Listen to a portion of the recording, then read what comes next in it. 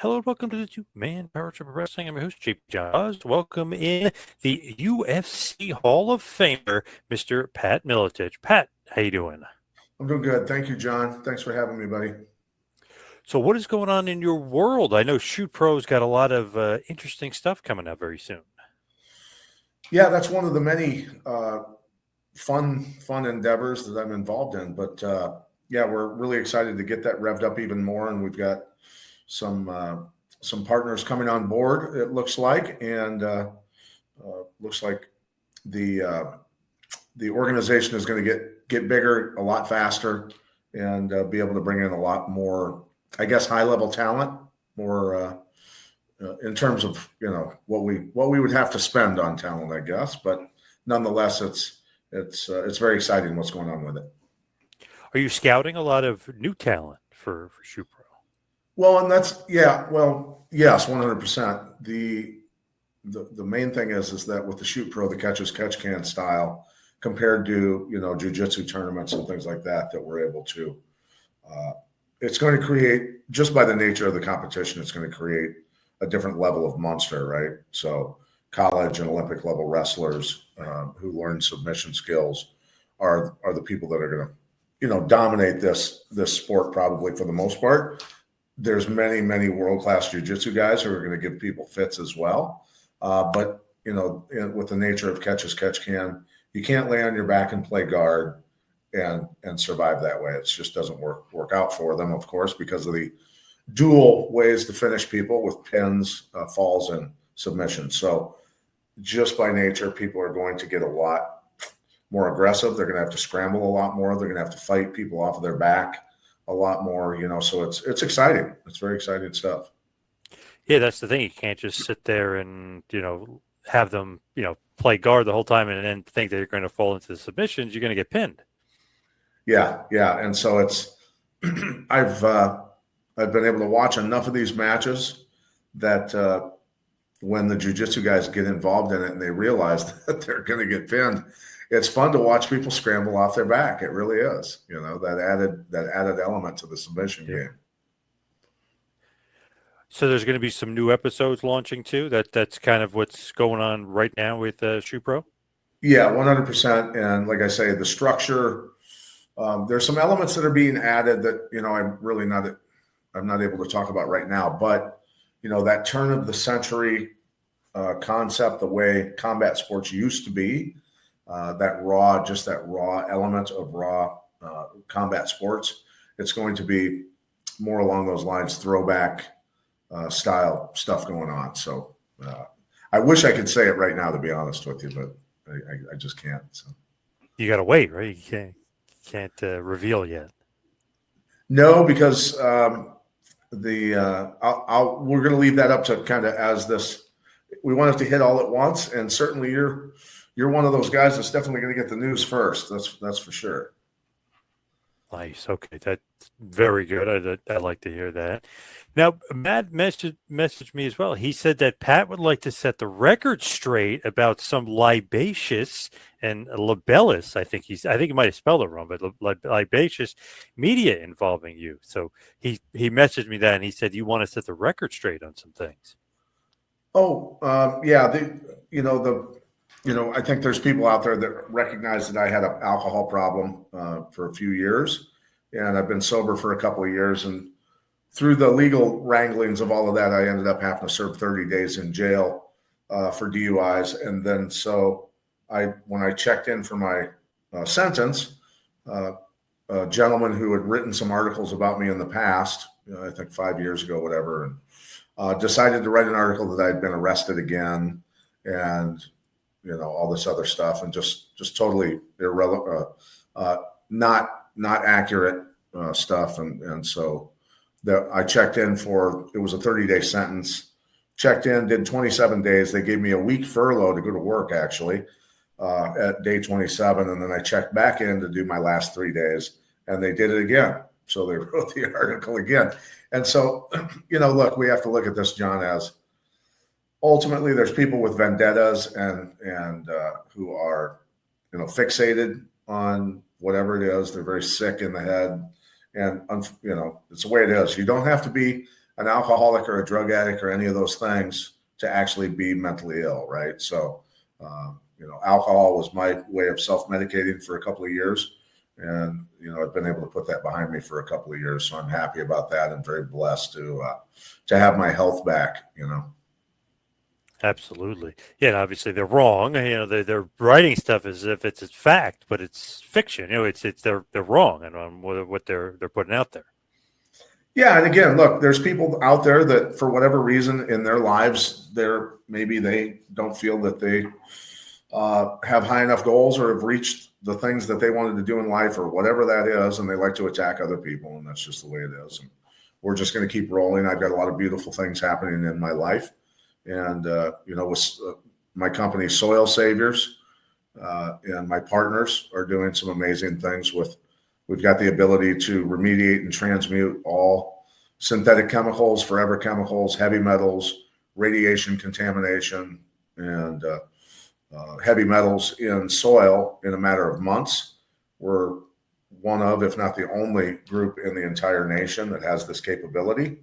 And so this has taken, I've been researching these types of things, soil to human health, for 38 years. And it's taken a lot of work by all of us to put our heads together to be able to accomplish these things. And so we've got we've got all the data to prove, the forever chemicals that they call them forever chemicals because they say they can't be broken down. Well, the molecular bonds of forever chemicals are difficult, but we have a unique collection of soil-borne probiotics from around the world that love to chew on and digest these types of molecules and break them apart and not only make them harmless, but make them beneficial. So, I guess the best way to explain it is synthetic chemicals can be turned back into their natural form. They come from coal tar and petroleum, of course, which is decomposed plant matter. So we can break that all down and convert it back to its natural, essential fatty acids. And then heavy metals can be converted into colloid mineral form, which are all beneficial for the environment. So exciting stuff. Data coming back from Western North Carolina on severe radiation contamination in the soil there from the hurricane.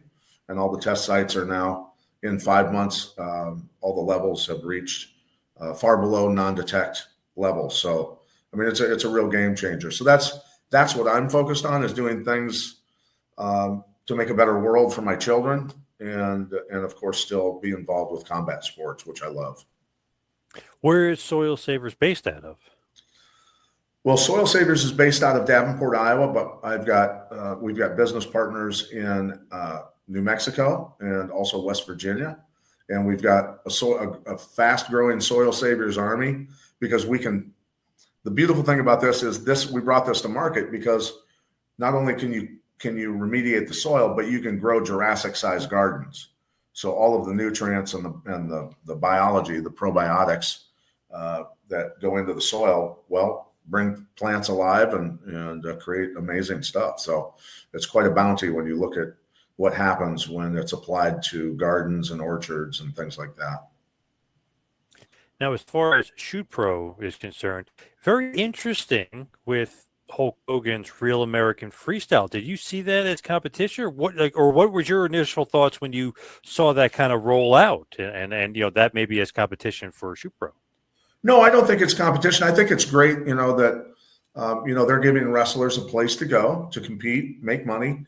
I think it's a beautiful thing, and the UFC, of course, and other MMA organizations doing that. But I think that wrestlers are really going to gravitate. The best wrestlers in the world and best jiu-jitsu guys in the world, best sambo guys in the world are going to gravitate towards Shoot Pro and the catch as catch can style because it is so fast-paced and exciting. What did you think though when that initially came out? Like, did you think maybe it's like pro wrestling, or did you actually think like, hey, this is interesting? They got a new freestyle league going on. Well, we've seen people do it before, and it didn't necessarily catch on. For the general public to watch just wrestling, sometimes they don't understand exactly what's going on. Now, you take the MMA crowd, which is obviously massive these days because of the UFC and its successes. People understand submissions. People understand when people are in jeopardy and in trouble. And just adding, like I say, the falls to it just makes it that much more exciting. When they came out with their concept, again, I didn't see this competition. I thought it's a great thing in my mind to have, 3 or 4 UFC level shows out there for MMA, for instance. That gives a wrestler or any other athlete that wants to compete in MMA the ability to shop their talents around to the highest bidder, right? So I'm all about individuals making as much money as they possibly can in the endeavors that they choose to go into. So to me, that's great. I want wrestlers to have more options, and that's really what this is all about. And so I hope they do well. We know we're going to do quite well. We know that this is going to catch on at a very fast rate just by the nature of the competition. God, I remember King Mo was in a real quote unquote wrestling league, right? Yeah. And I remember watching it, and even the people I was watching were like, this is like kind of boring, and straight wrestling, like they weren't really getting it. I feel like you throw submissions in, way more action. You're not going to get standing around, like you're going to have just more excitement. But I remember that years ago, and it kind of fell flat. Just even though King Mo is great and he's charismatic, it just fell flat. It was just pure wrestling. Yeah, and that is, the general public doesn't. They can appreciate, I think, the athleticism of wrestling, of course, but they don't necessarily understand all of the intricacies of just a wrestling match and the hidden, I guess, the hidden leverage points and the movement and the angles and things like that isn't quite as easily picked up by just the layman, I guess, that's watching it, right? Now, when you watch a guy that's a world-class wrestler like King Mo wrestle somebody who's maybe was an All-American or an also ran type guy, then you suddenly realize the level of a King Mo and what he's capable of doing to the mere mortals on the planet like ourselves, right? Yep. Yeah. Yeah, he's obviously a little bit past his prime now, but he was obviously a freak athlete, just amazing wrestler in his prime. Yeah, the first time I met Mo, I can't remember what UFC it was at, but I was watching him work out. I think we were at an MMA gym, to be honest with you, or it was in the workout facility for a UFC event at a hotel. But I knew who he was, and it was pretty cool to watch him. Just an athlete of that level with that level of technique, just to be in people's presence like that. And I've been lucky to meet a lot of those guys. Just to watch them work it's art. It's art to me. Very interesting. Jon Jones recently retired. Obviously, you're a UFC Hall of Famer. He's a future UFC Hall of Famer. Where do you kind of rank him in the pantheon? And were you surprised that he chose retirement instead of either fighting Nagano or fighting Aspinall, or doing something in the heavyweight division? It wasn't necessarily surprising that Jon decided to retire. I know he's been going through a lot of tough times and substance abuse and some other stuff. And look, I can relate to him. And I think a lot of guys who have had very intense lives and some things go on. And, I had to, luckily, Doc Will Spencer, who's one of my business partners, ironically, who's probably one of the top 3 or 4 guys in the entire world with soil to human health expertise, ran a scan on me after I'd had neurologists look at me and they couldn't figure out, anything that was going wrong in terms of my anxiety, depression, things like that. He did a scan on me, and it took him about 15 minutes to figure out that I was full of brain parasites and nervous system parasites. And so he treated me with a protocol to get rid of them and kill them. And my anxiety and depression went away in 7 to 10 days after I'd suffered from it for years. So I don't know where I picked them up. Could have been in Afghanistan. It could have been in Qatar. It could have been in Japan. It could have, God only knows where I picked that up at. But it probably saved my life, to be honest with you. And I just hope Jon can get some help, because he is truly an amazingly gifted athlete, a very intelligent guy. But he's suffering, and I think people need to understand that. Where do you rank him in the in the pantheon of great fighters? Do you have him very high up on the list? I mean, certainly in the top 5, if not right there at number 1. I mean, I of course, Dan Henderson, to me, I watched him a lot live at events that I was at, around the world. Incredible back in those days. Fedor Emelianenko, when he, undefeated for a decade in Pride, you can't say those guys weren't the best either, right? So, but John's certainly up there. Very, very talented guy. It's one of those things. Obviously, age catches up with you. And then there's that young up and comer like Tom Aspinall, who wants to fight the old guard and get kind of take his spot, right? So it's just natural that Aspinall's been dying for 2 years to get that fight. It's just one of those things that didn't happen. Whether Jones was ducking him or not, who knows? But it's just one of those things that kind of sucks. It didn't happen. Yeah, and those are the things. Those do slip through the fingers of the promoters now and then, and the fans that really want to see those matchups, but. Yeah, guys can't stay the best in the world forever. And it's unfortunate. I'd love to still be that quick, that explosive, and that fast. It's just that's not the window we're given. It's not that long, right? It's true. Was there anybody that you wish you had fought that it kind of again slipped through the promoter's fingers, or like, oh, I wish I would have fought him, regretted not fighting him? Actually, the chairman of Shoot Pro, Frank Shamrock, he and I had talked about fighting each other when he was champion at the UFC and I was champion. I really wanted to do a belt unification at that time. And then when we were both announcing for Strikeforce at Showtime, we talked about it a little bit. And Frank said something. Frank's a very smart businessman. He's a very smart businessman. And he looked at me and he said, Pat, you know what? He goes, it's not always about fighting the best guy. And again, Frank, amazing. His technique and his endurance and his intelligence on a whole different level. I would love to have done it, but it just didn't work out, right? So that's just the way it goes. But yeah. But no, I'm really excited now that Frank and I are going to be working together again. Along with Jake, of course, who has founded Shoot Pro, incredible guy, very intelligent businessman, and Matt Granahan and all the others that have come on board with this. This is it's very exciting stuff. Man, Frank, that would have been great. I didn't realize it was that close to ever happening. That's great that it almost happened, though. Well, I watched Frank beat up Tito Ortiz, who was much bigger than Frank at the time. Yes, yes. Frank defended his title. That's people should always, if they haven't seen that fight, go back and watch Frank win that fight with pure intelligence and a massive amount of endurance and heart, right? Yep. That's one of the best fights you could ever hope for. That is unbelievable, because everyone was saying, here's the young guy, bigger, stronger, maybe faster.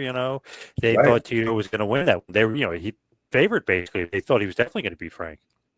Yeah, no, definitely Tito was favored going into that, and but I guess I'm really lucky over all these years of watching the UFC grow and being able to, even on cards where I wasn't fighting, but cards that I was on as well, because I wasn't always at the end of the night either. I could back then as a fighter, you could go back out to the ring and literally sit ringside and watch the rest of the show, things like that, right?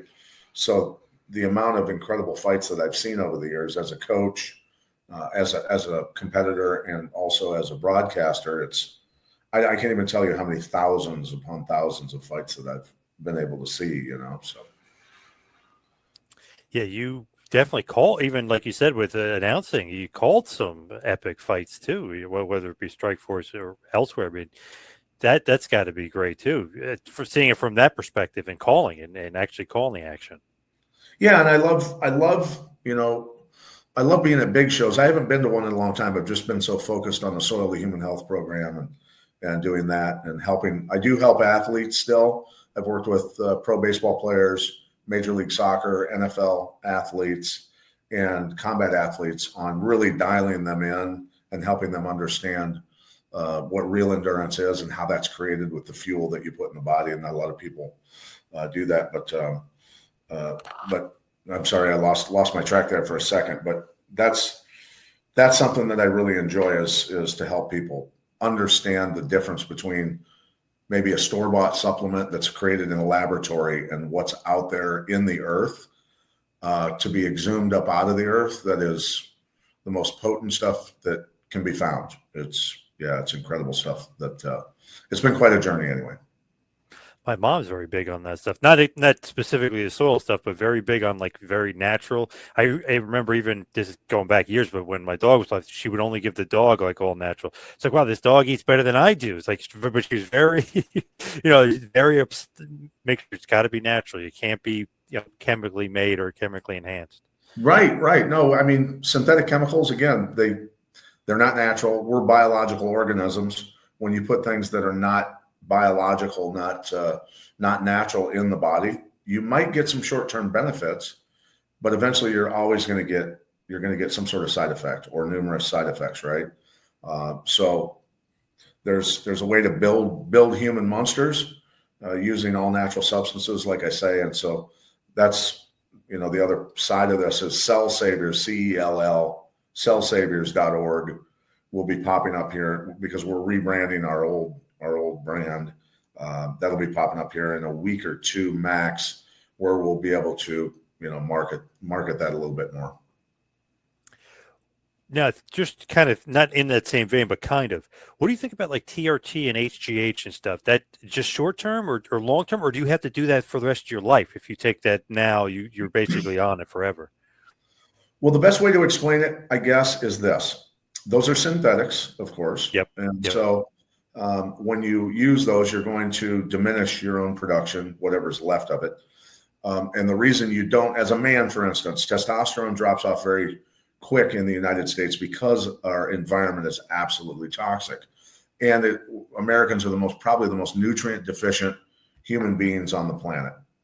That's why we, among other things, pharmaceutical drugs that cause obesity, many of them do cause obesity.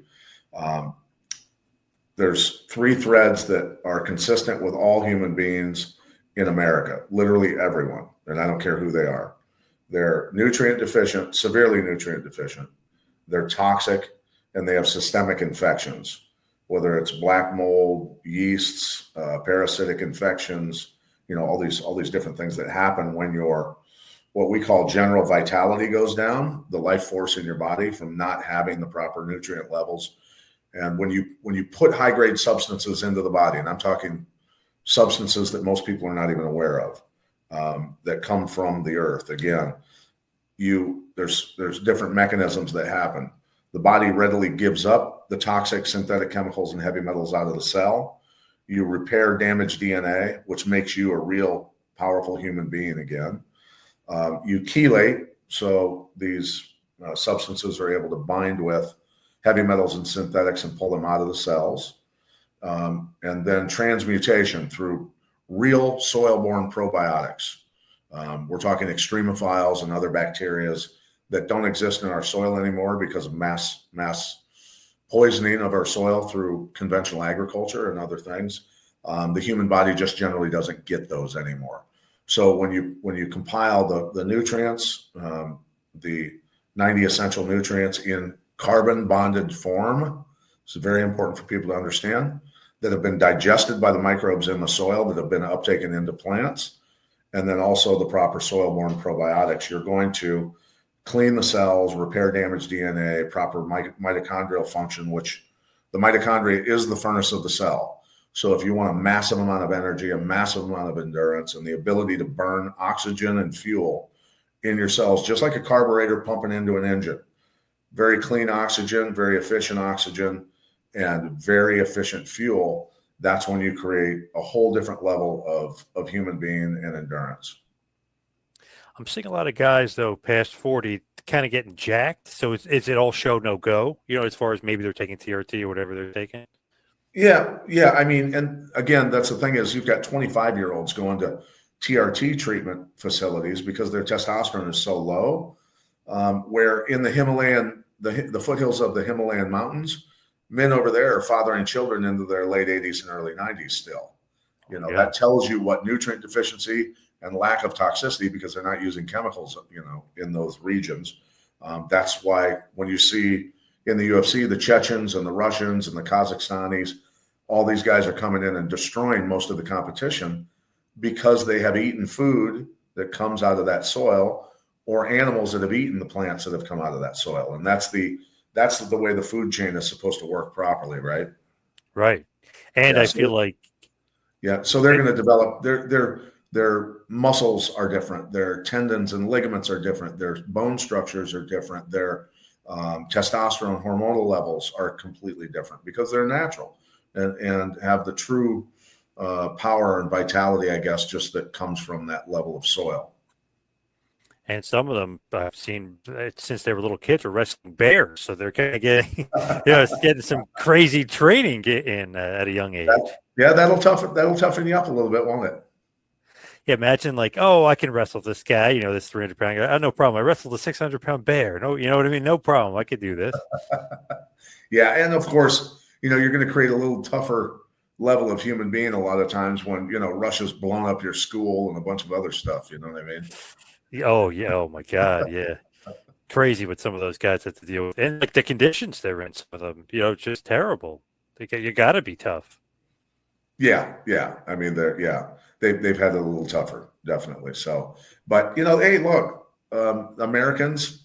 There's still a lot of amazing American athletes, of course, world-class athletes, world champions, and so I'm always excited to help any of those folks stay healthy, number one, and keep their repair and their recovery going the right way. When you fought, how much did you weigh versus how much you fought? Like a lot of guys who weigh cuts and stuff. Like, what did you really weigh when you fought? Were you ever 185 or were you ever that big, or were you smaller? Well, fighting at 170, I walked around at about 92 to 95. Oh, okay. So I did cut, 20 to 25 pounds by, shrinking meals and cutting out carbs and, just trying to do it the right way. But, there were some weight cuts that were very ugly, I will admit. But at the same time, throughout I started cutting weight for wrestling in 6th grade. So that's, Wow. pretty early in the process. I became pretty good at it, of course, because of experience. But at the same time, I think I cut weight for 30 years in total of my life, and I never missed weight. I never did miss weight. And so when I see people miss weight, I just see a lack of commitment, out of people, or a lack of knowledge on how to do it correctly. Just amazed because I was talking to Hendo probably like about a year ago or so, and he didn't really cut that much weight. I'm like, wow. So he's just like, he could have, if he wanted to, he could have been like, if he wanted to cut weight, it dominated 170. Like people were saying GSP actually was bigger than him, like walking around. So it's like, wow, like this guy is, that just shows how tough he is. He just, that's the way he walked around and that's what he's going to fight. Yeah. When he won the King of Kings tournament in Japan, I believe that was a 32-man bracket in total. And it went on for, months, of course, throughout a year, and watched him win that tournament because I was at all those events and watched him fight. And you can look at the bracket and the names that were in that thing. Oh, ridiculous. Big Nog, Gilbert Ivel, Babalu. Yeah. Yeah. The Nogueira brothers, everybody. I mean, it was killer's row all the way through, murderer's row. And he won that thing. So that's some impressive stuff. Crazy. I love it. Was there ever a fight with you though, where it's like, that's my favorite fight, or I love going back and watching? Like, is there with you, or you don't have that mindset where it's like, oh, it happened, I'm not going to go back and like relive it, if you will? Not, I really don't. I don't look back at my fight career at all, and I didn't even really watch a whole lot of replays. I would watch it once and observe, mistakes that I would make, things like that, to be critical of myself. And then I just wouldn't go back and watch it again. When I lost the title to Carlos Newton was probably the funnest fight I'd ever had. And I got so overconfident and careless that he did catch me in the choke. So, very, very smart move on his part. But really, yeah, I had a lot of fun during my career. It wasn't like I became a millionaire because of it, but ultimately my ability to deal with adversity, because at that time the athletic commissions and the politicians were coming after us full time, full frontal assault. And I did a lot of televised debates with politicians. And in all of those debates, I was able to get the politicians to agree with me and literally publicly state that I was correct about everything that I was saying, and that it was about money. It was not about safety. Illinois Representative, I think his name was Boland, we did a televised debate. And he just kept on going on about concern about the athlete's health and safety, and somebody's going to die, and all this other stuff. And then I just would pull out the statistics on Little League baseball and football and boxing and auto racing, and say, look, if they're really concerned about athletes' safety and health and lives, Little League baseball would be banned in the state of Illinois, because 7 kids die a year from being hit with line drives in Little League baseball. That 30 boxers worldwide die per year. So if they were concerned about the safety of athletes, and so I said, this is about the money, this is about the sanctioning, and he agreed. He said, yeah, Mr. Miletich is correct. It is about the money. It is about the money. So, so it was fun to, cut my teeth in those level of debates where we were being constantly attacked, and trying to ban the sport in a state where I was training for the fight, and I was going to go fight in that state. So you can imagine the training, the rigors of training, the cutting weight, getting ready for it, and dealing with the politicians and the athletic commission at the same time. It was stressful for a lot of us, I think. Man, it wasn't John McCain. Wasn't it like something with him and a sponsor? He wanted to get his sponsor. Well, I know he was against it, but it wasn't kind of proven that he was really out for some sort of sponsorship money, or he was something behind the scenes he was up to. Well, he was, I think, a Naval Academy boxing guy, right? So he considered boxing, the pure pugilistic sport. And I'm a huge fan of boxing. But I think he just, I don't know what it was necessarily on the money side of things for him at the time that prompted him to go after mixed martial arts and the UFC and things like that. But he was definitely adamantly very outspoken, against MMA. And here's the thing. We were vilified so severely for several years. And to have it, you think back to those times of how much we were struggling to keep the sport going. And then now when we look forward to today, basically all law enforcement and military uses what we were teaching for their hands-on defensive tactics and combative stuff, hands-on stuff. So that's a massive switch. That's a historical thing when you really look at it, because I went from being vilified to teaching at Quantico, the Marine Corps, all over the United States, different military bases, law enforcement, local, state, federal law enforcement for many years. So that also, that was a great experience when I look back on it. And you get like learning the political, the minefield, if you will. You're kind of learning the political game. You know what I mean? You're being able to go toe to toe and head to head with these guys. Yeah, I mean, yeah. And I have grown to dislike politics so much that, the systems, right? We all deal with systems. We live in a world of systems. The systems aren't necessarily built on the truth or the benefit of the citizens in every way. And both sides seem to be just playing for their own angles and things like that. And so I just choose to live in the world of, when we look at, for instance, the agriculture system, the farmers are being abused severely. They have to go to a bank to get a loan for their inputs for, a 1,000-acre farm. That's a $500,000 loan every year to buy their seeds and their inputs. And if they don't follow the chemical company's standards of procedures, their SOPs, they can't get insurance, crop insurance, and they can't get bankruptcy insurance. So, they've become sharecroppers in many cases and slaves to that system. And so what we do is for us, we're not necessarily focused on big ag with soil savers. We're focused on the people that want to grow their own food.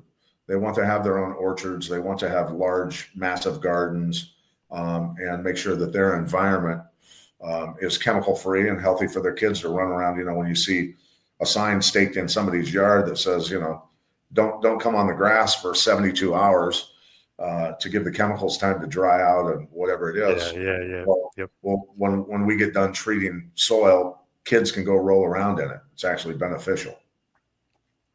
Nice.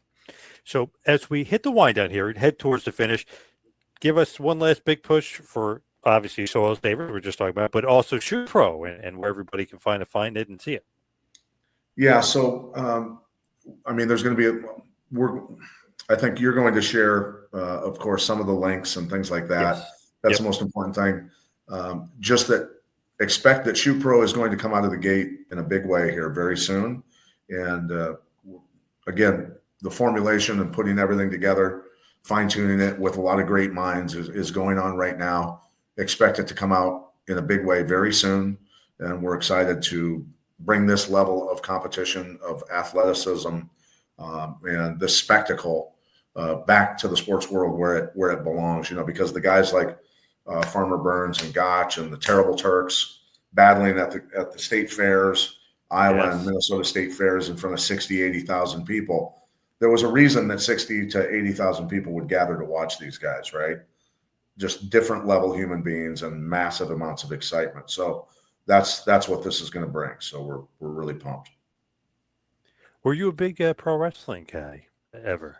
I was a huge fan when I was really little. Superstar Billy Graham and the Crusher and the Bruiser and Dusty Rhodes and those guys when I was young. And then in the 80s, my favorite guy back in the day was Roddy Piper, and I was lucky enough to meet him and sit down and have a meal with him. And Matt Lindland, he was with Matt Lindland and Team Quest at the UFC. And I walked into the restaurant, and Team Quest was at the table, and I look over, and there's Roddy Piper, and I went, "You have got to be shitting me! This is looking amazing!" So I ran around the table, and I literally had to give him a hug. And Matt Lindland told me the next day, he goes, "Dude, Roddy Piper was so excited that because at the time I was the 170-pound champ in the UFC." So he's like, "The champ freaking recognized me." I'm like, "Yeah, I recognize him. He's freaking awesome. I love the guy." So that was the the era that I really got into it. I love that Piper. And that's the thing to clarify. Pro wrestling is so difficult that I couldn't have done it, even when I was like the best athlete that I ever was. The things that they are capable of doing, and the number of days that they're out of a year that they're on the road, and the abuse that their bodies take. I mean, it's far harder than MMA. Let's put it that way. It's far harder, and so I have deep respect for the art of pro wrestling. It's amazing what they're doing. I was talking to Boss Rutan not that long ago, and I just mentioned because he did pro wrestling in Japan, and he goes, man, they're telling me I got to take bumps. He's like, I got to practice the bumps. I'm out. He's like, I can't do this. You guys are nuts. This is crazy. He's like, I'm trying to avoid getting hurt. You know what I mean? He's like, this is nothing. This is crazy. And that's Boss saying that. So I was like, wow, that's, true, but crazy. Right. Yeah. Japan was a unique, very unique market for pro wrestling, and still is, definitely. Now, where can everybody find and follow you, social media wise? On Instagram, a lot of my social media kind of blocked and blacked out quite a few years ago. Actually, I've just always been outspoken for human health and about justice and things like that. So it is what it is. I just, again, I stick to solutions totally. I don't talk about problems, but people can find me at Soil Savior with the number 1 on Instagram, and then my Facebook page is just PJ Miletich. Awesome. I love that you're a Piper fan. Piper, he's a god, if you will, or one of the greats. Yeah, true legend. Yep. R.I.P. Robert Piper. But everybody check out Shoot Pro. We'll have more on this channel, Hannibal TV. It'll be kind of all over the place, but we'll have a lot more for Shoot Pro. And thank you, Pat, for all the time. Really appreciate it. Thank you, John.